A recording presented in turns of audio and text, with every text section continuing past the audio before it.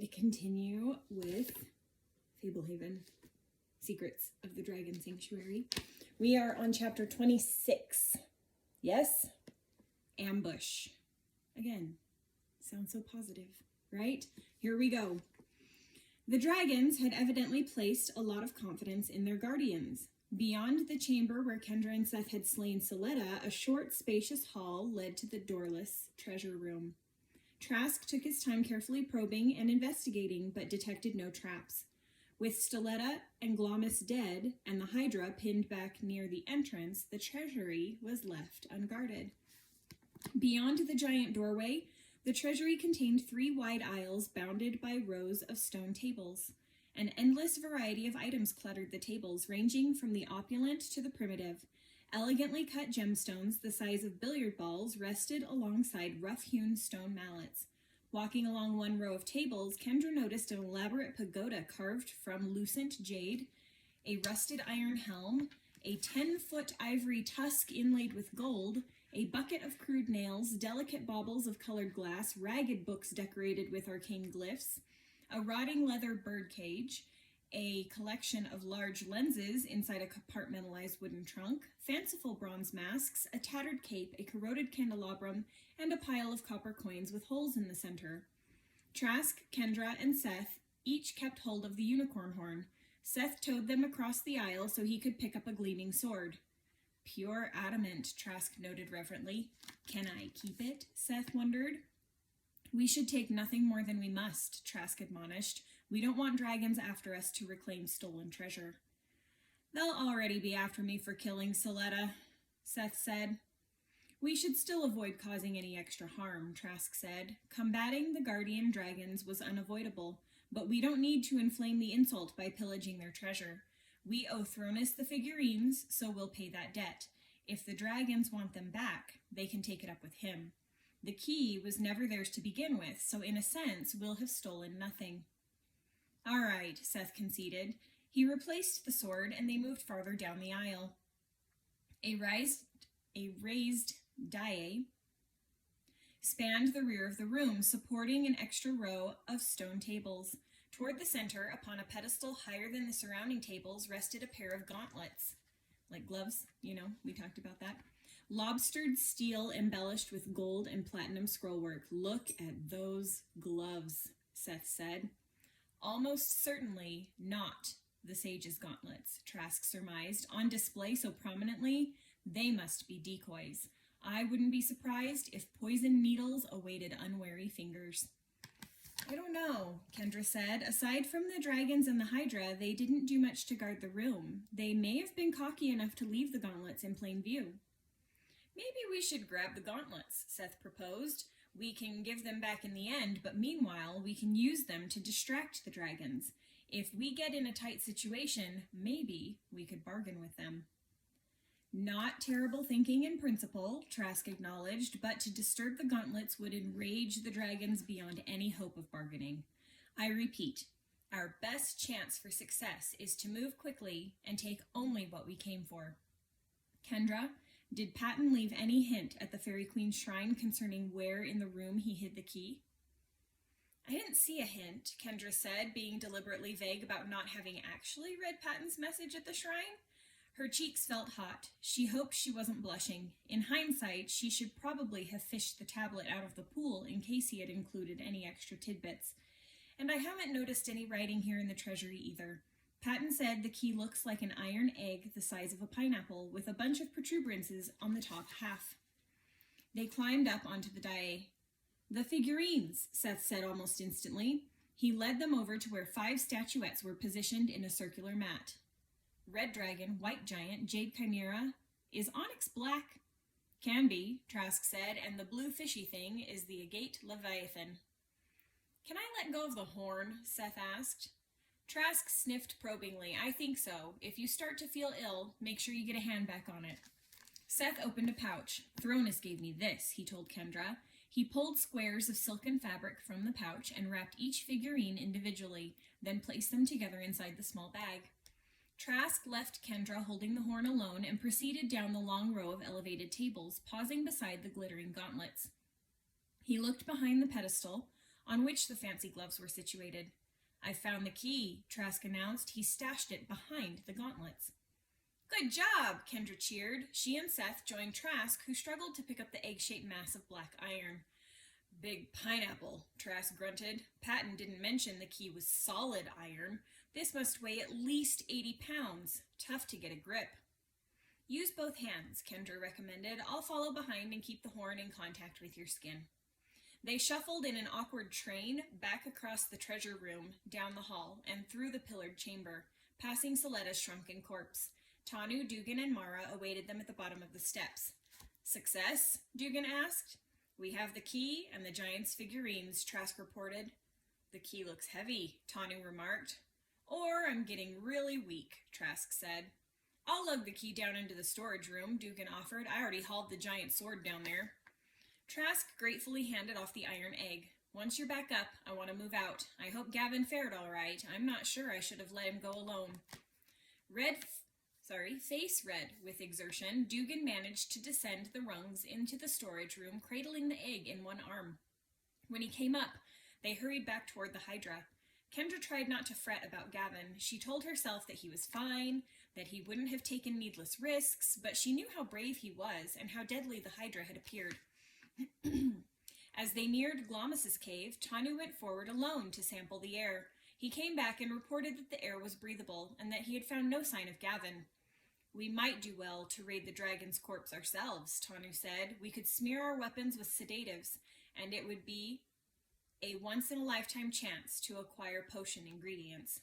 "We need to hurry," Trask pointed out, "but prepping our weapons could pay dividends. Mara, come with me and Tanu." While waiting outside the cave, Kendra saw Gavin walking back to them with a slight limp. Squealing with relief, she ran to him and he caught her in an embrace. He was soaking wet, his clothes were torn, and he bled lightly from several cuts and scrapes. "What happened?" Kendra asked, pulling back. "I got her," Gavin said with a shy smile. "I found a gland in the neck of Glomus and drenched my spear in a few corals. You know how Trask shot out one of the yellowish head's eyes? I pierced the other one with a tainted coral. The head started to thrash, and I got in a few stabs with the spear." "You're hurt," Kendra said. "A couple of the heads jostled me as Hespera went down," Gavin said dismissively. "Nothing major. No bad cuts, no broken bones, at least for now. She's beneath the water. We should hurry." Trask, Mara, and Tanu shortly emerged from the cave, and Gavin recounted his battle with the Hydra as they jogged toward the lake. Trask made the others hang back as he and Gavin advanced through the narrow passage to survey the dark water. They returned promptly, and then all of them hurried through the passage and across the ledge in two separate groups. Kendra walked quickly, ready for shrieking heads to rise from the depths at any moment, but the murky lake never stirred. With the slumbering Hydra behind them, they climbed the knotted rope and hustled between the enormous stone dragons out into the late afternoon sunlight. Clouds of dragonflies drifted near the reedy pools. "What now?" Kendra asked. "We rush to the rendezvous," Trask said, picking up the pace. "It will take over an hour. From there, the Griffins will transport us to Thronus. The giant has given his word to help us, and he cannot lie. We'll weather the night in his mansion, and then plan how to get out of Wormroost. Maybe some of his Griffins can scout to see if Navarog is truly at the gates." They marched single file, following a trackless route beneath tall conifers. Nobody spoke. With the woods around them quiet, except for sporadic breezes rustling through the branches, Kendra supposed nobody wanted to jinx the group by disturbing the silence. They had survived the Dragon Temple. They had the key and the figurines. Now, if only they could reach the Griffins without attracting the notice of any passing Wormroost predators. At one point, Mara made them stop and crouch low as she watched a far-off dragon gliding in the sky. The creature showed no sign of having observed them and soon drifted out of view. The trees thinned as they scaled the side of a rocky spine. About halfway up the long slope, Trask assembled the group below an overhang. "Our Griffins should await us just over this skinny ridge," Mara explained. Trask nodded. "I'll cross over first with Gavin. If things look good, I'll whistle." Kendra and the others huddled under the overhang and listened to loose rocks clack and shift as Trask and Gavin ascended the ridge. Not too long after they passed over the crest, a brief whistle shrilled twice. Mara took the lead as the rest of the group clambered up the stony slope.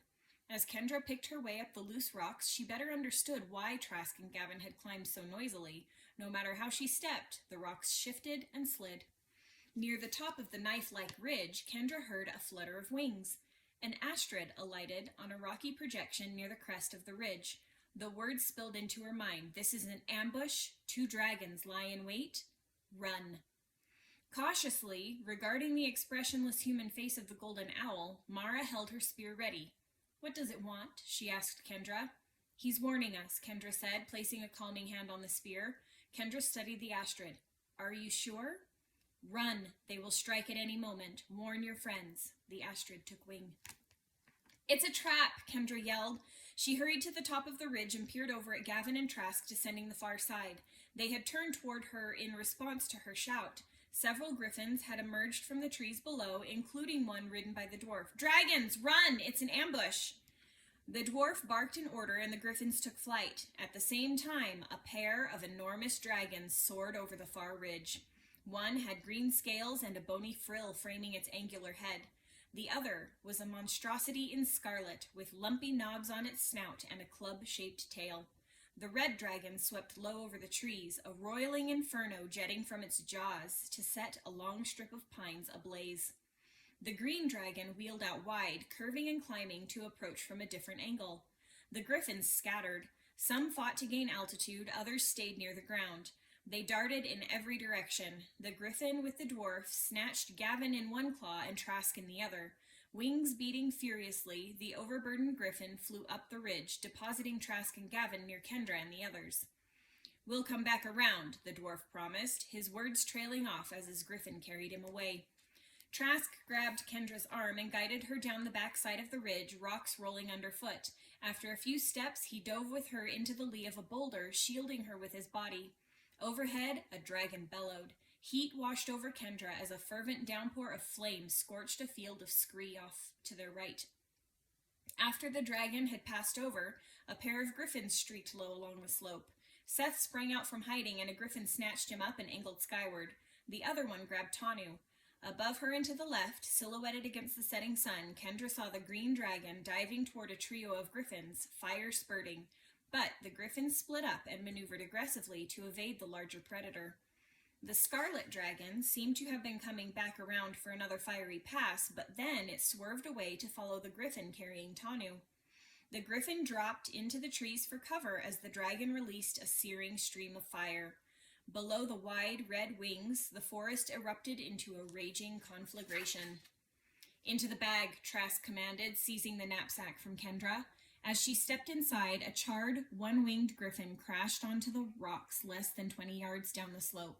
Kendra hastily descended the rungs. Warren was propped up on one elbow. What now? There were dragons waiting when we went to meet the griffins, Kendra said, eyeing his new splint. How's your arm?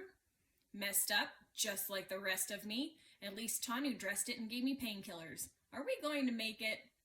We'll see. From inside the storage room, the battle seemed far away. Kendra heard the shrieks of griffins and the roars of dragons, but the stationary room remained otherwise unremarkable. Dugan rushed down the ladder, followed by Gavin. A moment later, Mara entered, but she stayed on the top rungs. Trask found a griffin, she reported. Mara poked her head up through the mouth of the knapsack. We're airborne. Gavin sidled up to Kendra. How are you? I don't know. We'll be all right. Taking her hand in his, he offered a reassuring squeeze. The green dragon is tailing us, Mara called down. It's gaining. We're swerving. We're plunging. We're close to the cliff. I think we might... She flinched, ducking her head, then looked up after an instant. No, we made it. This griffin can really fly. Staring up at Mara, Kendra and the others could see the wind whipping her long black hair. We're diving, she reported. We're rising. I think I know where we're going. We're upside down. Now we're rolling, rising. Oh, no, no, no, no! Trask is falling. We're falling! Tugging the flap down, Mara tucked her head and clung to the rungs. They all heard the knapsack slap against the ground. Mara climbed up out of the room. Grabbing a sword, Gavin followed, then Dugan. Kendra scaled the rungs as well. You could wait in here, Warren suggested. I have to see, Kendra said. She emerged on a long ledge near the brink of a high drop-off. Behind her rose a sheer cliff. Above her, the green dragon glided high in the sky, chasing other griffins. The red dragon pursued a distant griffin heading for Stormcrag. Mara, Gavin, and Dugan were staring upward. What happened to Trask? Kendra asked. He's coming down, Gavin said, pointing. It took Kendra a moment to catch sight of the ghostly shape of Trask slowly descending toward them, his body a swirling mass of vapor. He swallowed a gaseous potion, Kendra explained in relief. Trask was waiting for them to go. He wants us to head toward Sidestep Cleft, Mara said. How close are we? Dugan asked. Not far, Mara said, snatching up the knapsack. I think the griffin was trying to make it there. A griffin would fit much deeper inside the gap than a dragon, and a person could fit in deeper than any of them. The cleft is our best chance. We should be relatively safe there. They set off at a brisk run over the rocky ground.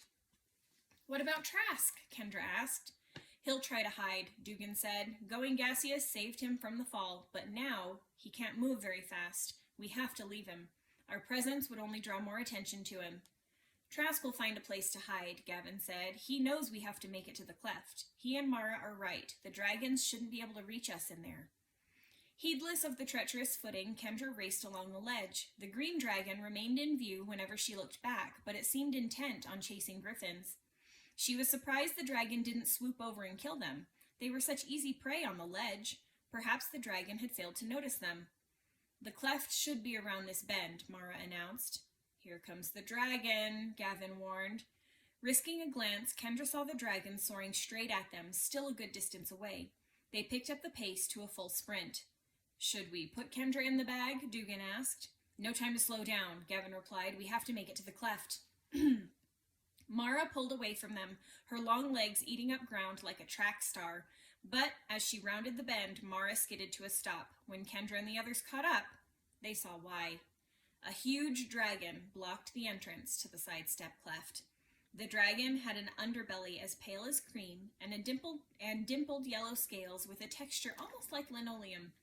A pair of forked antlers crowned the long head. The beak-like mouth opened and closed, clacking ominously. Kendra felt the dragon terror take hold of her. Her muscles locked. Beside her, Dugan had become equally immobile. Mara glanced back toward the green dragon, then ahead at the yellow. Her dark eyes panicked. They were trapped. Gavin shrieked violently in the dragon language. The dragon responded sharply, prowling forward like a cat stalking a mouse. The huge creature did not seem interested in what he had to say. Despair took hold of Kendra. They had trespassed in the dragon temple, and now they would pay the price. Kendra willed her muscles to move, but they refused. What a sad way to die, cornered by dragons after enduring so much. At least Seth might escape. And Tanu. Maybe the dragons would fail to check inside the knapsack, and Warren would make it out as well. Hopefully Trask would quietly drift to a safe place. The yellow dragon had almost reached them. The green dragon had to be closing in as well. Kendra wanted to close her eyes, but her eyelids refused to operate. Although her body would not move, she seemed to shake inside with fear. Casting his spear aside, Gavin broke into a run, charging straight at the yellow dragon. Kendra did not want to watch the creature destroy her friend, but her head could not turn away. And then, Gavin transformed. The change was not gradual. He swelled suddenly, swiftly, tripling in size again and again, sprouting wings and a tail, horns, and claws, until he ballooned into an immense black dragon. Abruptly dwarfing his yellow opponent, the silver collar stretched, remaining in place around his scaly neck. A blinding holocaust of liquid fire erupted from the black dragon's mouth, blasting the yellow dragon off the ledge and bathing the whole vicinity in scorching heat. Spreading his wings, the black dragon leaped and turned to meet the green dragon overhead. The green dragon exhaled fire at Gavin, but the breath he shot back looked more like molten gold than actual flame. The green dragon veered away. The black dragon returned and landed on the ledge, rocks crumbling beneath his bulk. Kendra still could not move. Could that really be Gavin? He was gigantic. An armor of dark, oily scales plated his sides and back, and his belly looked crusted with black jewels. Cruel spikes protruded from his massive tail and along his spine. His claws curved like huge scythes, and his ferocious eyes burned like magma. Her friend was no dragon brother. He was an actual dragon. Kendra saw the yellow dragon rising on the far side of the gorge. One side of the creature had been blackened, and the wing on that side looked tattered, but the dragon was still flying. The yellow dragon banked toward them. The green dragon appeared to be wheeling back around as well. The black dragon regarded the returning adversaries, then arched his great head down and swallowed Dugan in a single bite. A single, quick bite. Through frozen lips, Kendra screamed in disbelief. Okay, if you don't have the book, here you go.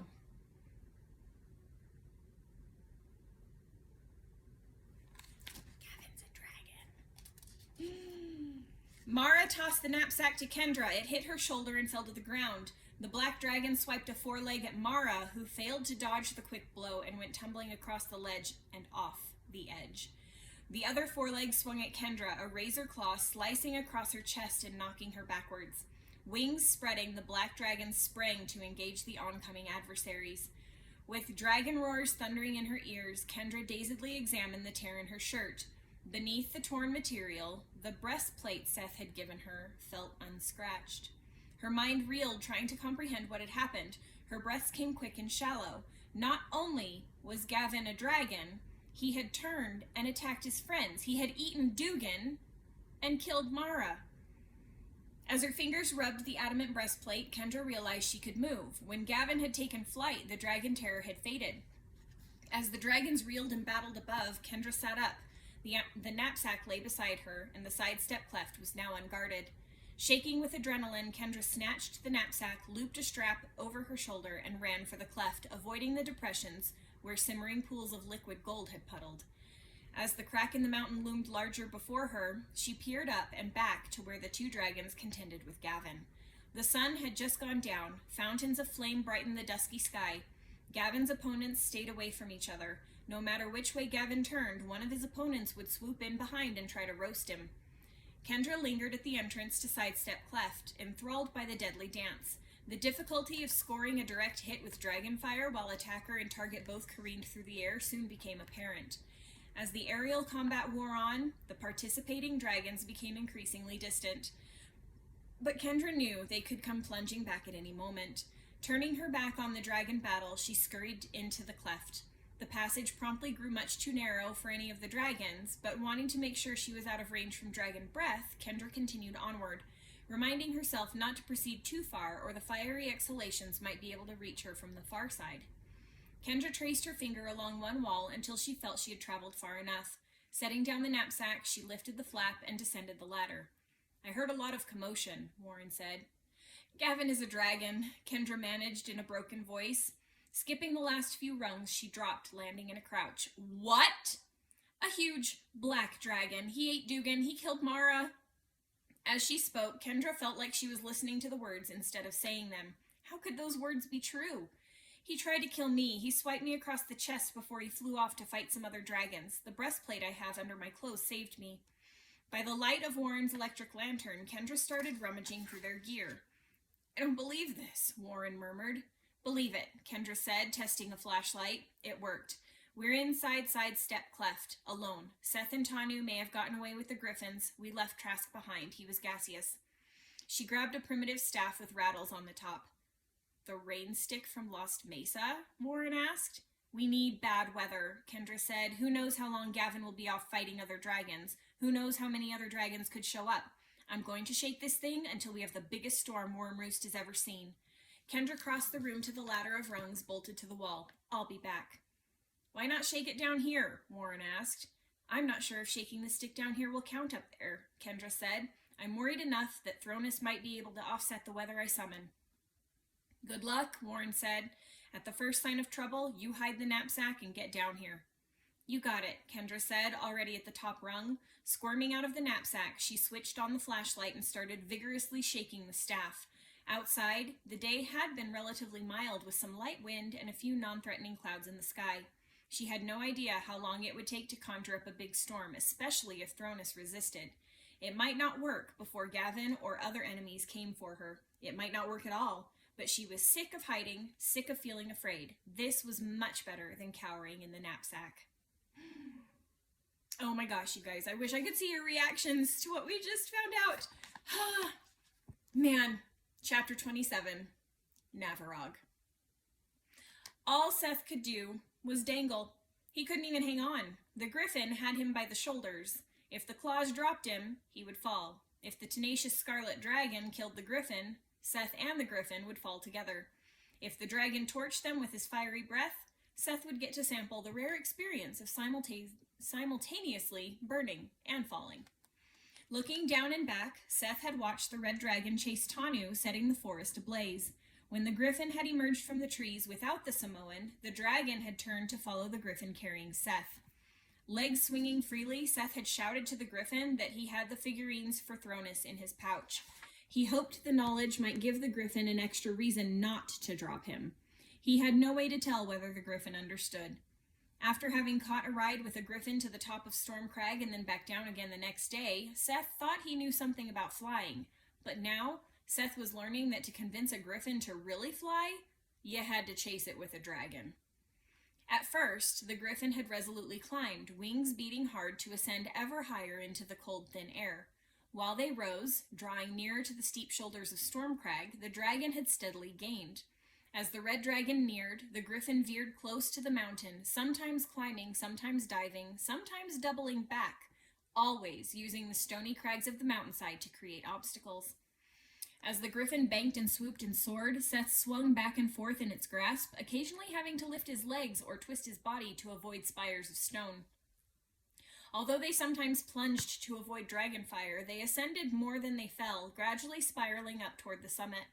At one point, with the dragon in close pursuit, the Griffin careened around a corner and ducked into an ice cave. When the dragon sailed by, they flew out, climbing in the opposite direction.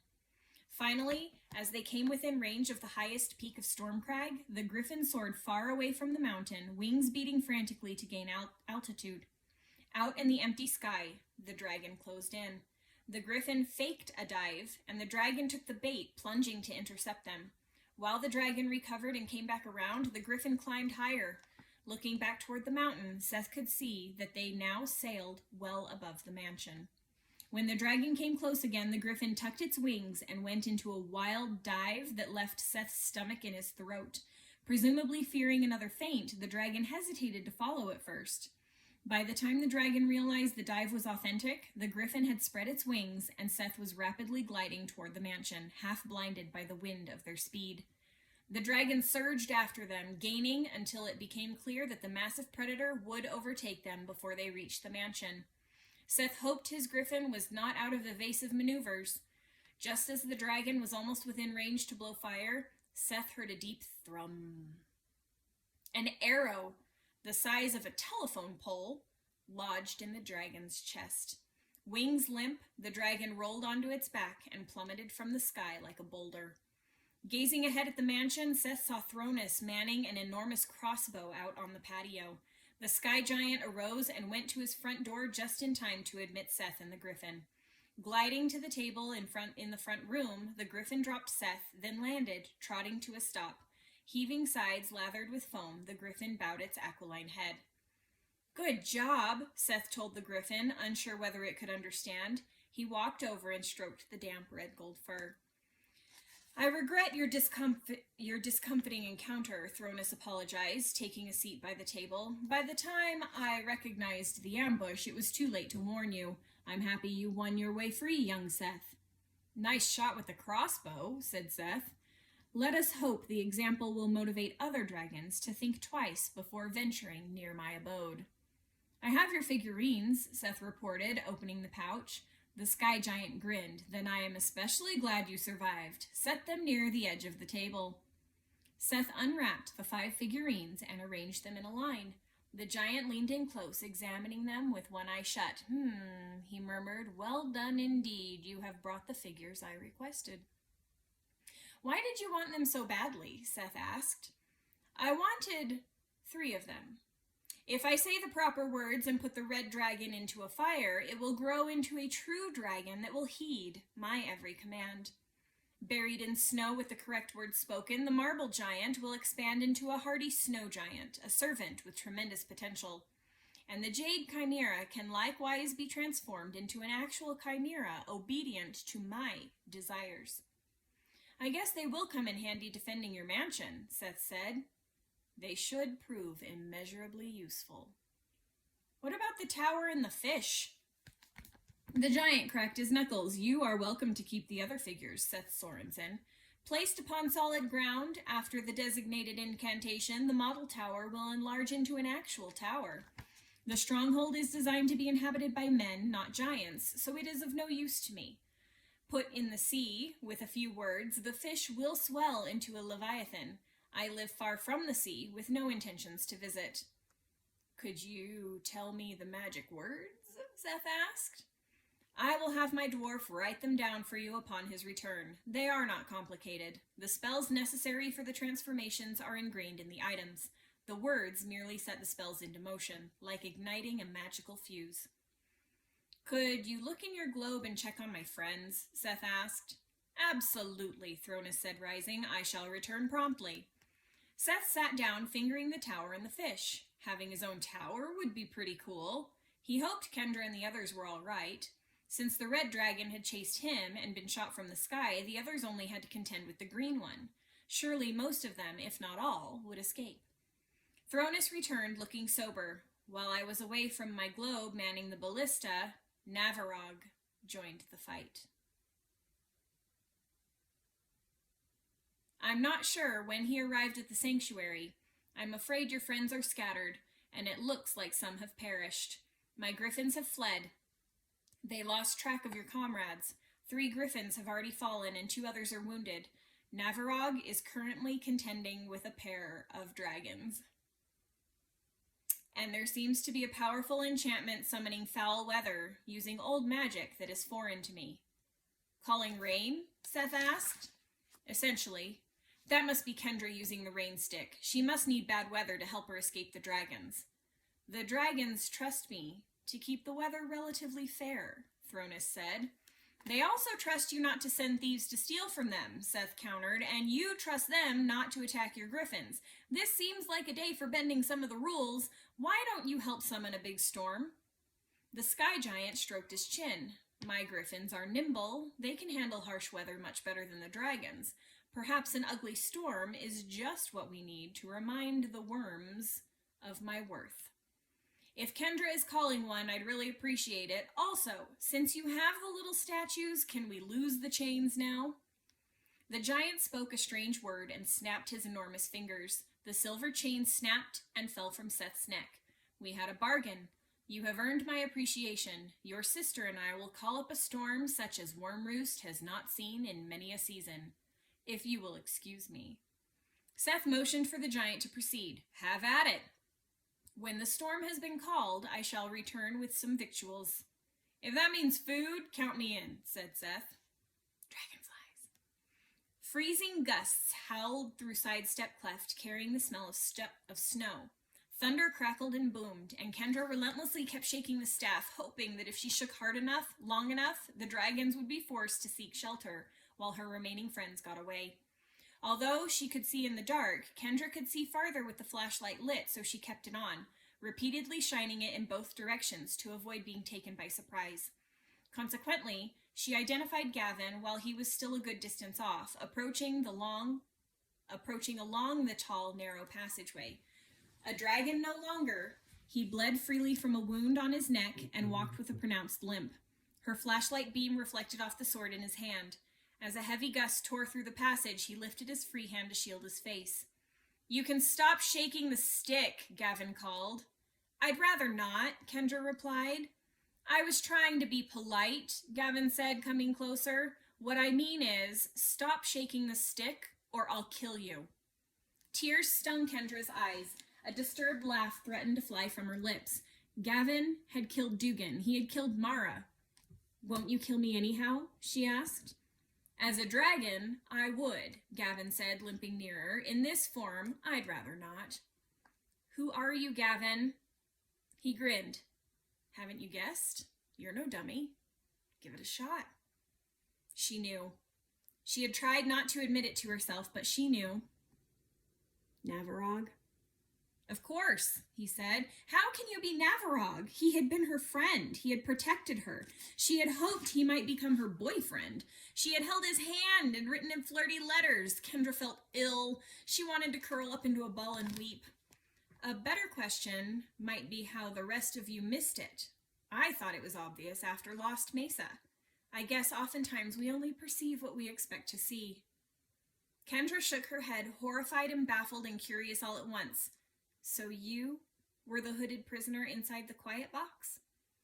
Despite how the hood masked my senses, I can still remember the smell of your nervousness, not unlike the scent I'm picking up at the moment.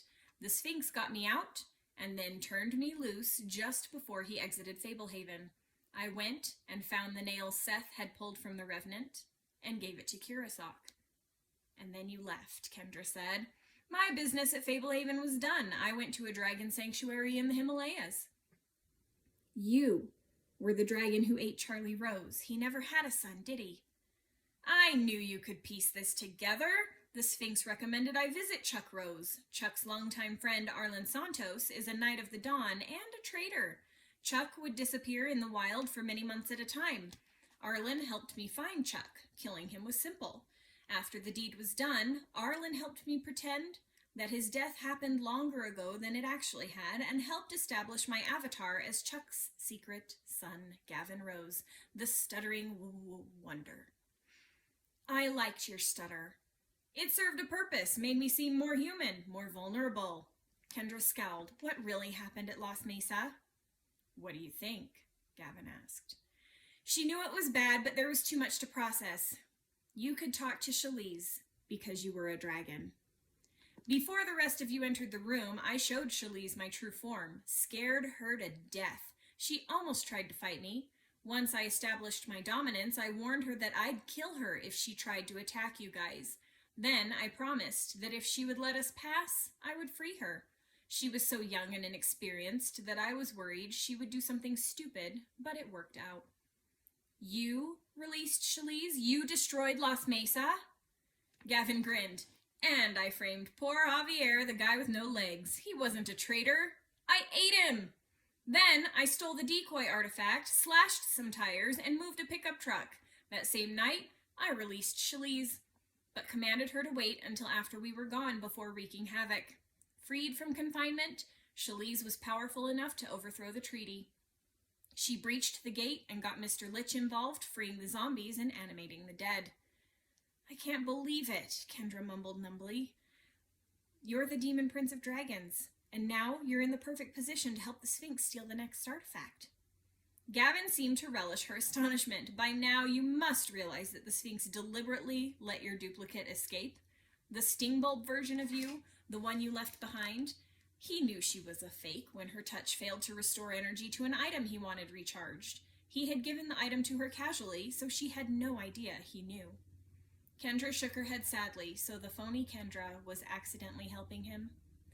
The Sphinx made sure she knew exactly what he wanted her to know.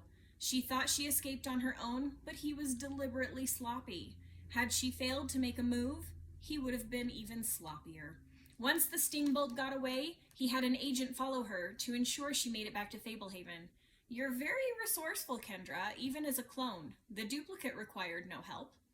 The Sphinx knew that once your grandfather heard the Society had discovered where Patton hid the key, the Knights would have to send a team to Wormroost to recover it. The Sphinx felt certain that they would include Gavin Rose, the dragon-taming prodigy. He had it right. Kendra bowed her head into her hands. We brought Navarog with us to Wormroost. We opened the gate and let him in. A simple plan, but effective, Gavin said. I got nervous when we bumped into Nafia. She knows me. Fortunately, she's a fairly dark dragon. We had met before, ages ago, and she knew my reputation, so she helped me instead of blowing my cover. When she showed up at our camp in human form, she was teasing me. At first, I was scared that she meant to reveal my secret, but in the end, she helped my cause, pretending I had been spotted outside the gates, further clouding my true identity. We're so stupid, Kendra groaned miserably. You keep doing a lot of our work for us, Gavin agreed. This whole scenario has played out almost perfectly. I would have preferred to keep my identity a secret until we had left Wormroost. I would have preferred to devour Trask and all of them right outside the front gates, then fly away with you, Seth, and the key. But this will serve. Why spare me and Seth? Kendra asked. Didn't you try to kill me?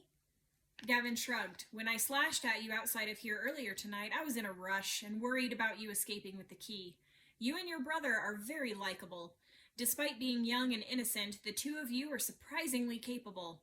I could hardly believe it when you killed Soletta. I mean, she was a legend, a dragon of no small renown. I had no idea she was a guardian here. Seth pulling the nail from the Revenant was another shocking coup. The Shadow Plague should have swallowed Fablehaven, but you stopped that as well. Together, you have accomplished some astounding feats. When the moment to reveal myself arrived, I may have changed my mind, but I felt sorely tempted to spare the two of you. Naturally, I would have eaten all the others. Instead, you just ate Dugan, Kendra said bitterly. Just him, for now, Gavin grinned. The grin looked wrong on his face, too knowing, too shark-like. The boy she had once liked would never have grinned that way. Have you eaten any of the others? Kendra asked. I couldn't find them, Gavin admitted. Seth may have escaped to Thronus. I found the red dragon on the slopes of Stormcrag skewered by a huge arrow. Hard to guess where your storm blew Trask. Mara may have survived as well. I couldn't locate her body. She's an agile woman. She may have somehow caught herself after going over the edge. Or maybe I just missed her corpse. Don't worry, none of your friends will be coming to help you. I collapsed part of the ledge outside of the cleft, and Nafia is standing guard. What's going to protect you from me? Kendra asked, shifting her stance, clutching the rain staff like a weapon. Gavin laughed condescendingly. Oh, you're brave, Kendra, but I see no need for you to humiliate yourself. He swished his sword a few times for emphasis. Granted, I'm more powerful as a dragon, but even in this ungainly mortal shape, I have superhuman strength and reflexes. You glimpsed what I can do when we were swept up in that battle on Lost Mesa. And even then, I was holding back, trying not to blow my cover. Kendra lowered the staff. You killed the dragons that were fighting you? Just now, I mean? Gavin smirked. They were no match for me. A third dragon joined the fight against me as well, a gray beast with curved horns, but they all fell. The wind you conjured worked to my advantage. I have always outperformed other dragons in foul weather. In the end, Nafia aided me, not that I needed her assistance. I had hoped the wind might prevent you from reaching me, said Kendra. With enough wind, it can get risky for the best of us to stay airborne, but we can always tuck in our wings and walk. You must have fought the Hydra as a dragon, Kendra realized. Why else would I have gone off alone? Kendra scowled, but you said you fought her with arrows and a spear. Why didn't the collar strangle you? Gavin grinned. I did fight her with arrows and a spear. At first. I changed to dragon form after that. The Hydra was a dangerous obstacle. Even as a dragon, the outcome looked dicey for a time. She put up a good fight. The collar was a nuisance. It even stayed on in dragon form. It only fell off just before I came here, meaning Seth must have made it back to Thronus. Relief swept through Kendra. At least her brother might make it out alive. Anyhow, enough reminiscing. I know the key is in the bag, as well as the unicorn horn. We'll need the horn to open the gate, and of course I'm not leaving without the key. I'm not going with you, Kendra said firmly. You are mistaken, Gavin said. You have no choice in the matter. I'd rather not knock you unconscious. As a dragon, I think I could tolerate you. As a person, I actually like you. Let's try to keep this civilized. Kendra chuckled incredulously. You don't like me? You want me along as your puppet in case you need to recharge any magical items. Oh, there's that too. All right, Kendra said, slouching against the wall. I guess I don't have a choice. Hand over the knapsack, Gavin said. Kendra picked up the knapsack and held it out to Gavin. As he reached for it, she swung the staff at his head with all her strength. He blocked the blow with the flat of his sword, wrenching the staff from her grasp, and used it to swat her on the shoulder, knocking her to the ground. Really, Kendra, don't. This is embarrassing. He opened the main flap of the knapsack. After you. Kendra bent over the knapsack and screamed, Warren, Gavin is Navarog, and he... She managed nothing more before Gavin shoved her aside and dropped into the knapsack, ignoring the rungs on the wall. Kendra hesitated. Should she follow him and try to help Warren, or should she run? If she ran, he would catch her, or Nafia would catch her. Had he collapsed the ledge outside both entrances? She probably couldn't escape Sideset Cleft without wings. Kendra climbed down the rungs. By the time she reached the bottom, Warren was unconscious. "This has been a tough week for Warren," Gavin commented. "Should I just put him out of his misery?" "No, please," Kendra begged. "Why should I heed your wishes?" Gavin asked. "You tried to club me in the head." I'll be good if you leave him alone," Kendra promised. "It really doesn't matter if you behave, but sure, I'll spare your having to watch me kill your friend. Go on up the ladder." He already held the unicorn horn. He crouched, easily picking up the iron egg in his other hand. Kendra scaled the rungs. If good behavior might spare Warren, she would behave. Besides, Gavin was right. If she resisted, all he had to do was knock her out and drag her wherever he wanted. Gavin exited the knapsack, set aside the egg and the horn, and removed a flask from a pocket. Unstopping the flask, he began drenching the knapsack in a pungent fluid. "What are you doing?" Kendra asked, fear creeping into her voice. Producing a lighter, Gavin set the knapsack on fire. "No!" Kendra cried, lunging toward the burning knapsack. Gavin grabbed her, firmly holding her back. She struggled, staring in horror as the flames rapidly consumed the backpack. Eventually, the fire began to burn lower. Flinging Kendra to the ground, Gavin poured more fluid on the fire, the resurgent flames throwing devilish highlights across his features. As the fire burned down a second time, he hacked up the blackened knapsack with his sword. "You said you wouldn't hurt him if I behaved," Kendra sobbed, hands trembling. "No, I said it didn't matter if you behaved, and I said I wouldn't make you watch me kill your friend.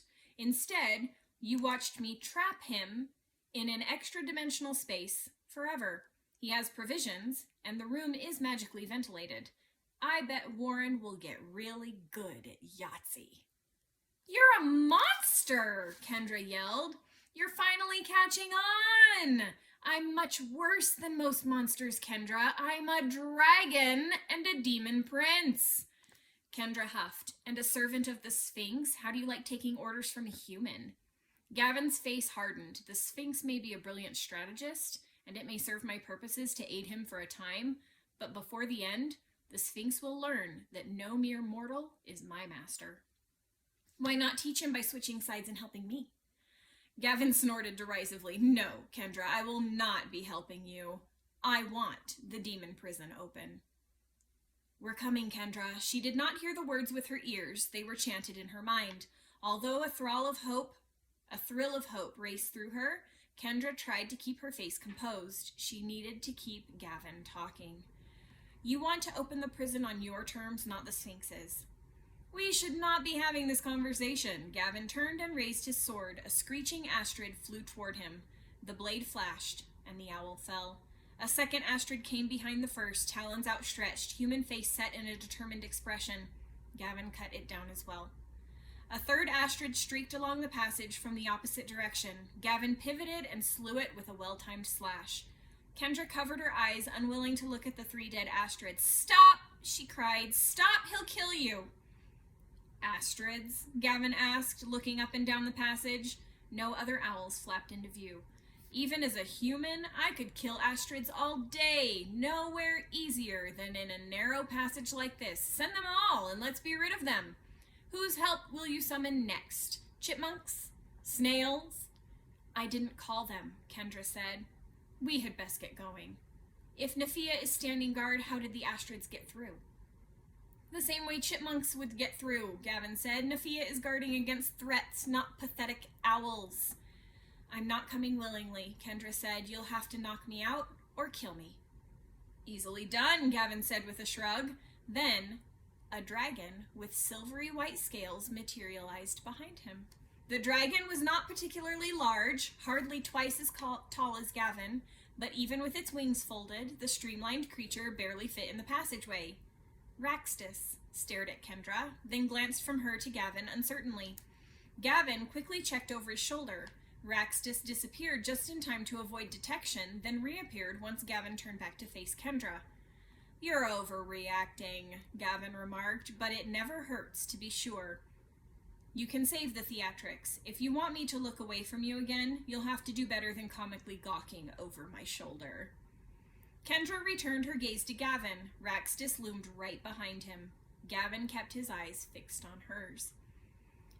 I don't blame you for wanting to take a swing at me, he went on, but try to show a bit more ingenuity. I have excellent senses. If something tried to creep up behind me, I would know. Raxtus shook his head. Kendra fought the urge to stare at the dragon. He had Gavin trapped. The hallway was much too cramped for Gavin to transform. All Raxtus had to do was strike. As she watched him peripherally, the silver-white dragon looked hesitant.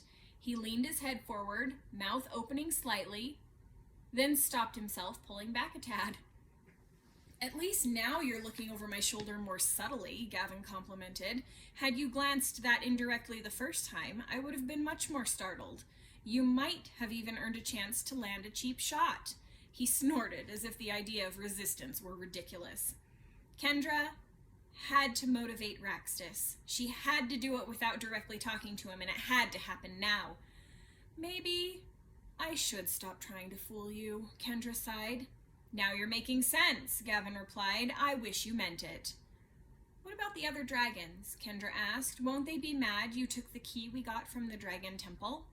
Won't they be angry you killed the dragons who came after us? What about Celebrant? Gavin chuckled. We'll be long gone before any of them really know what happened.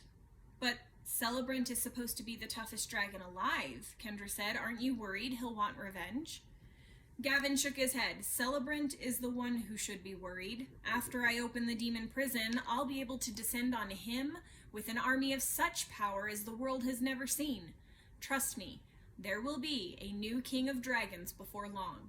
Kendra, you're staring way too obviously again. Raxtus bared his fangs, his brilliant eyes brimming with rage. His neck coiled slightly. Then his head darted forward, teeth flashing. And with one swift bite, a large portion of Gavin went missing. The sword clattered to the ground. The dragon's forelegs propped Gavin up, and with 3 more bites, he was gone. Oh, I wish I could see your reactions right now, guys. Okay. Kendra gawked at Raxtus in stupefied wonder. You know, the dragon said, still chewing, for such a bad guy, he tastes pretty good. You did it! Kendra gasped. Where did you come from? The Astrids alerted me to your predicament. The dragon examined the dead Astrids on the ground. After so many centuries, these are the first of their kind to perish. My fault, as usual. I came here invisibly, of course, and saw Nathia standing guard. I chickened out. So 3 of the Astrids went in. When I heard them die, something snapped, and, well, here I am. Better late than never. Sorry I hesitated. I've never slain a dragon before. Kendra remained stunned. You must be the only dragon who can fit inside Sidestep Cleft. Even I can't squeeze through all the way, but I could hear the thoughts of the Astrids, and knew you were on this side of the narrowest gap. You ate Gavin. You ate Navarog, said Kendra. Not very gentlemanly to ambush him while he was trapped in human form by a narrow cave, but then again, he was no gentleman. She wanted to hug Raxtus. Unable to resist, she strode forward and wrapped her arms around his neck. His scales felt hard and cold. As Kendra clung to him, the dragon began to shimmer and gleam as if sunlight were reflecting off of his bright scales. Whoa, the dragon said, his voice amazed. What are you doing? Kendra pulled away. You're shining. Raxtus blinked. I feel really good. I'm full of magical energy, Kendra said. When I touch fairies, they glow brighter. Feels like you lit a fire inside of me. You've touched me before, Kendra said, somewhat befuddled. I've touched your clothes, like when I carried you, but never skinned to scales until now. Hug me again. She threw her arms around him, squeezing him tightly. Raxtus shone brighter and brighter. His scales began to feel warm. Okay, enough, he finally said. She backed away. I feel like I could explode. I can hardly look at you, Kendra said, eyes squinting. Suddenly, the dragon was gone. I can still turn invisible, he said. We should go. Let me check something. Kendra used the rain staff to probe the smoldering remains of the knapsack, hoping some connection to the room might remain. As she prodded aside the charred remnants, she found no evidence of an opening. The mutilated knapsack had lost all shape. Your friend is trapped inside? Raxtus asked. Kendra nodded, not trusting her voice to hold if she spoke. I don't think we can access the room anymore, but I'll bring what is left of the backpack. Maybe someone smarter than me can find a way in. He grabbed up the burned flaps of shredded leather. Where should we go? I think Seth made it back to Thronus, Kendra said hesitantly. She knew Raxtus was afraid of the sky giant. The Griffins proved he was on your side, Raxtus said, but the spells protecting his stronghold still might harm us if I try to fly there. Should we just stay here? Kendra wondered. No, not counting whatever happened to the Guardians. 4 dragons are dead. 5, including Navarog. We need to get away from the scene of the crime. Where? Blackwell Keep? You don't want to get a Gad involved, Raxtus warned. He won't like all these dead dragons one bit. If he sheltered you, other dragons would probably attack seeking vengeance, plunging Wormroost into chaos. I'll take you to my lair. It is far from here and well hidden. Kendra picked up the unicorn horn, her rain staff, and her flashlight. The egg is too heavy, she said. Not for me, Raxtus replied. All 4 of my claws are useful for grabbing. Follow me. Walk this way. Keep that light turned off. Toward the end, when the passage widens, I'll pick you up. If the rain keeps falling and we're quick and lucky, we'll slip away right under Nefia's nose. Kendra followed the dragon along the passage. Once the passage grew wide, she felt his claw take hold of her waist, and then they were soaring up into the rainy night. Since she had stopped shaking the staff, the storm had lost some of its fury, but the winds continued to gust, and the rain felt icy cold against her face. How could water that cold not be frozen?